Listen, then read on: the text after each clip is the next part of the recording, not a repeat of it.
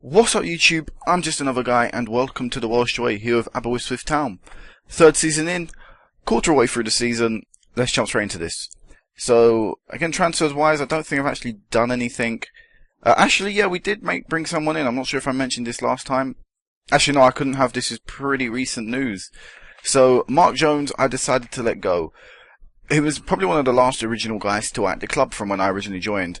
And never really liked him, you know. First season I thought he'd be amazing and I really thought he'd be my starting striker, and he just never really performed. And that's why David Hislop came into the team, and then last season he just again found himself I didn't prefer him. There were times in the live comms as well where I'd have Hislop on the bench, Eddie Hislop and Mark Jones, and of course Eddie Hislop, I think he was 17 at the time, maybe, things like that. In comparison to Mark Jones, normally you'd go for the more experienced guy, but I just thought, well, what's the point? I know I'm not really going to get a performance out of him. I know I'm not really going to get a goal out of him. Might as well chuck the youngster on. And he probably did better Hislop than Jones ever could coming off on the bench. So, you know, the Hislop brothers basically pushed this guy out. And then on the free transfer, I saw Jack Christopher. Now, this guy scored against me, I believe, a few times in the past. Coming in from Port Talbot. Last season, he was an absolute monster in the division. 27 games, 22 goals, 15 assists. He tore the division up. Surprised Port Talbot let him leave. I mean, maybe they couldn't sign him down to a new deal, but I thought I'd snap this guy up. Even if he's just backup, even if he's just third, fourth choice on the bench, that option on the bench, that option just there in the squad is amazing. Hislop gets a few injuries as well, you know, through the past season. Especially, you know, I don't know, he just picks up knocks every now and again. So it's always nice to have an amazing backup here on hand, and that's what Jack Christopher is. Look at that, one substitute appearance, 2 goals already, and an assist. That speaks for itself. So, that's the 2 transfers that we've done so far since you've last seen me. I don't think there'll be any more, probably until January. Even then, you know, it seems unlikely because I'm happy with the squad we have. You know, unless I see an amazing player like Christopher, I'm not really going to make a bid. So, fixture-wise, I mean, league table-wise, we're doing very, very well. We're currently sitting in second place with a live comp against TNS next, so you know, couldn't have picked a better live call myself. Both of us are undefeated. Both of us have won 7. Both of us have drawn 1. We've both scored the same. They've only conceded 1 less goal than me. You know, we're pretty much matching each other blow for blow. So this is the, you know, this could be an amazing, you know, this could be not an amazing match, but a very important match coming into the season. So it is very, very important that we that we, you know, play our best in this match. That we get at least a draw. I'll be happy to take away a draw from this match, home or away. I don't actually remember what it is, but either way, a draw would be good enough because I have a feeling TNS will drop points elsewhere. All we'd have to do then is make sure we don't drop our points. But of course, I'm aiming for a win. There are rivals. There are competitively, according to the club. Right now, of course, they're title rivals as well, so everything to play for in this upcoming match. So, league form, of course, as you saw there, has been amazing. So after the Port Talbot match you saw, we beat Preston 4-3. This was, you know, an amazing match. I'm surprised I managed to win it 4-3. So they took the lead after 19 minutes with Follows. We did again get one back, but then Follows and Lee Phillips. Then Follows gave them the lead yet again. Davis equalised for us, so I didn't see Davis's goal. And then Lee Phillips scored, so making it 2-2 at half-time. And for some reason, we just weren't really playing well. Look at that, Hamilton Davis having a bad match, 5.2. Lewis Pren had a 4 rating. For some reason, just couldn't play well. Second half, I didn't really know what to expect because really they were matching us blow for blow in the first half. But second half, we played a lot better. You know, played our own game, played the way I know we can. And Pren and Venables picked up 2 goals to give us a 4-3 victory. Sorry, it was 3-2 at half-time. I don't know why I said 2-2. But yeah, pretty fortunate with the win, you know. Didn't really, maybe in the first half, deserve to come away with anything. But it was a game of 2 halves. In the second half, we played a lot better and managed to get the 2 goals we needed. After that, Bangor City come up away from home with 3 away games in a row here. And again, another pretty good, easy win. 2-0, James O'Neill and Corey Sinnott picking up 2 goals just before half-time to give us a comfortable 2-0 scoreline and pretty much a cushion that we could sit on for the rest of the game. We allowed them the ball, we allowed them to get the ball, they popped a few shots against us, 5 shots on target as well. But overall, the fact that we had the ball as much as we did obviously made things difficult. And in the end, very good result, 2-0. Portsmouth Dog, the first team I think we faced who got promoted this season. Yes, because there's the other promoted team. So they're the first time we faced a newly promoted team. Now sometimes they can cause you problems. Kevin Droids still cause me problems today, to this day. You know, last season they were the team that I kind of struggled to beat. I'd probably say they're my bogey team. So I didn't really know what to expect coming into the game, but we got what was expected of us. A 5-0 comfortable scoreline. James O'Neill picked up a hat-trick. Davis picked up one as well of Pren. So our 2 wingers scoring and our striker getting a hat-trick. Very good performance, very comfortable win, despite the match stats probably not suggesting it. But on the day, they had a few bad performances. Actually, not a few. They had bad performances everywhere on the field. we just embarrassed them, really. But easy win and good win. Kef and Droids follow up. The team that have only dropped points to this season. So we took the lead early on with Pren after 3 minutes, and from that point on I thought the game was won, which is very complacent of me, but I probably have a right, based on the track history of, the end of last season and this season, to say that. And then once we scored in the 80th minute to make it 2-0, I thought, yeah, this game's definitely dead and buried. But somehow, out of somewhere, their right back popped up and scored 2 goals in the 85th and 87th minute. They somehow earned a draw. I take my hat off to them for doing that. I don't honestly know how their right back of all people managed to step up and score. 2. That's not even 1, 2. I don't know if he was playing. He probably wasn't playing right mid. Maybe at the time they'd pushed him forward. By the end formation, he was maybe playing right mid or something. But still, I don't honestly know how he managed to score a double against us. But they did, and we dropped points to them. At least we didn't lose our, undefeated record, because the fact that they scored 2 in quick succession like that, I honestly thought we were in danger of losing, which is quite surprising considering I thought we were safe from the 3rd minute. Following that, we faced Ryle. 4-1, again, easy result really, pretty, typical now from what I've seen this season. Hislop, O'Neill double, and Venables. O'Neill's really stepped up this season. He is our top goal scorer since Hislop has had injuries and is a bit tired, still sort of coming back from his injury, not really fully match fit yet. So he stepped up very nicely indeed. But yeah, 4-1, they scored very early on to give them the lead. Go on back just before half-time, then the second half was completely ours, completely dominant from us, and a great 4-1 victory. Then we faced Affin Lido twice in quick succession, 4-1 in the league. Again, dominant performance. O'Neill double and Hislop double. Good to see them both scoring there. Edmonds did get a consolation goal for them, but it wasn't great for them, and it wasn't really great going into the Premier League Cup for them, considering they just lost 4-1 away from home. At home, to us. They probably didn't want us back there very quickly, but we came back and we scored 2 this time. David Hislop and Chris Venables. I think I may have no, I didn't slightly rotate the team, sorry, but I probably should start rotating the teams in these cup competitions if I can. One thing to point out, Mike Lewis, our old goalkeeper, he returned to the club. Didn't have a very good performance and hasn't had a very good performance this season. But overall, good performance, and we'll progress through to the next round of that cup, which will be against Port Talbot. And the last league game before this update was a 4-3 win against Airbus. Absolutely great game. Really was amazing. So Steens gave Airbus the lead in the 34th minute.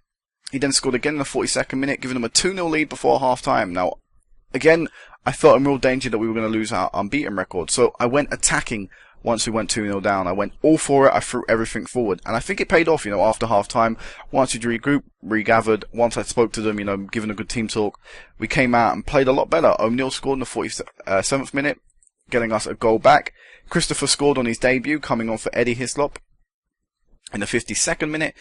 Pren gave us the lead for the first time in the game, and we kept that from that point on, but gave us the lead for the first time in the 61st minute, and then Christopher pretty much wrapped the scoring up in the 70th minute with his second of the game, and he was involved in all 3 of the goals since he came on. Christopher scored there, he assisted Pren's goal, and he scored in the 70th minute.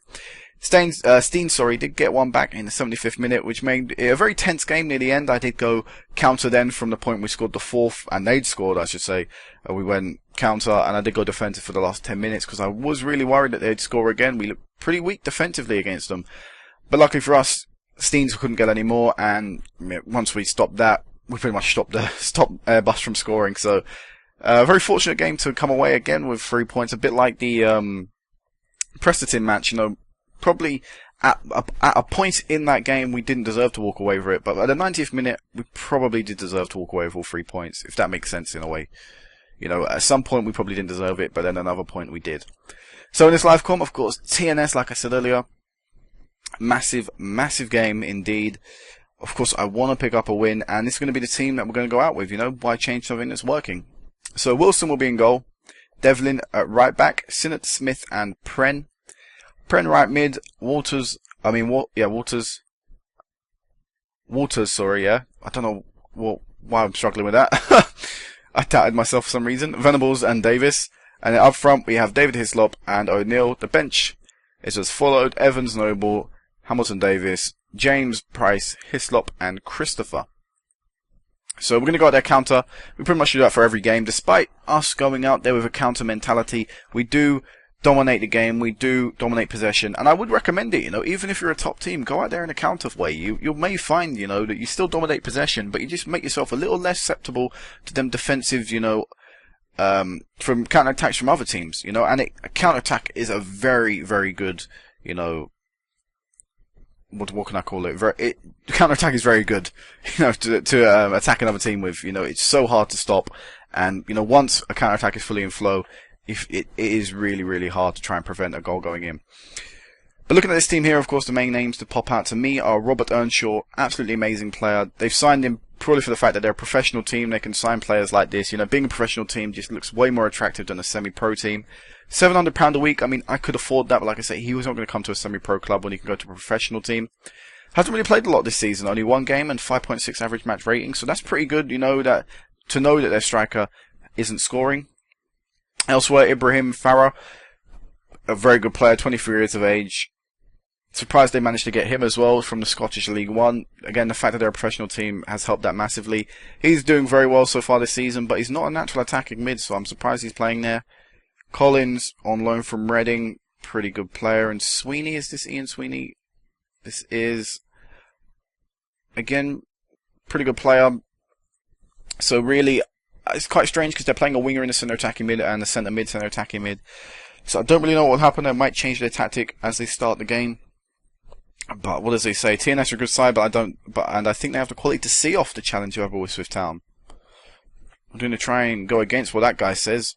And I'm going to get a bit of passion to the team, go out there and give the fans their money worth, because this is a rivalry match. This is a massive match in the league, as well as for the fans. So go out there, win the game. Hopefully we can pick up all 3 points today, because it would be absolutely massive and absolutely monumental for the title chase. So nothing's happened so far, which is surprising. But we're dominating possession. We've got the ball a lot of the time. That's good. Simon Smith is not playing too well. We've had an injury in centre mid. I can't actually remember. It's been a while since I played this save. Hislop, has given us the lead. David Hislop, the ball was crossed in, sort of bounced around a few players, somehow landed at David Hislop's feet. David Hislop with the actual original header. Farah couldn't get it clear, and Hislop was there to pounce on it. I thought Sinnott got the ball, but turned out to be Hislop. 1-0. Absolutely great way to take the lead. But anyway, what I was going to say, Smith has come to the team because of an injury. Quite a big game to call up on him, for a TNS match. But, I feel he's got it in him. He's played in the Europe, he played in the Champions League and he did alright in there, so that's why I put him in the team ahead of the like of Matthew Noble. And I think Hamilton Davis Hamilton Davis had a bad game in the last game, that was it. That's how I remember. I thought it was a injury, but it isn't. Hamilton Davis had a bad game last game. I spoke to him about it. He said he didn't think he deserved to be spoken to about his performance, and he started throwing blame at the rest of his team and things like that. I said, don't speak to me like that. He spoke back to me again, so I thought that was it. He can be dropped to the bench, and Smith can come in for this game instead ahead of Noble. So, I mean, I really, throughout Football Manager, if a player speaks back to me, I always drop them, and that's just a fact. If they disobey my order, they clearly don't respect me enough, and they're out of the team pretty much. I mean, they will maybe find their way back into the starting 11 at some point, but for a short spell of time, they will find themselves on the bench, maybe in the reserves. But here we go, Venables. Pren trying to build up play down the right. He's been a few players now.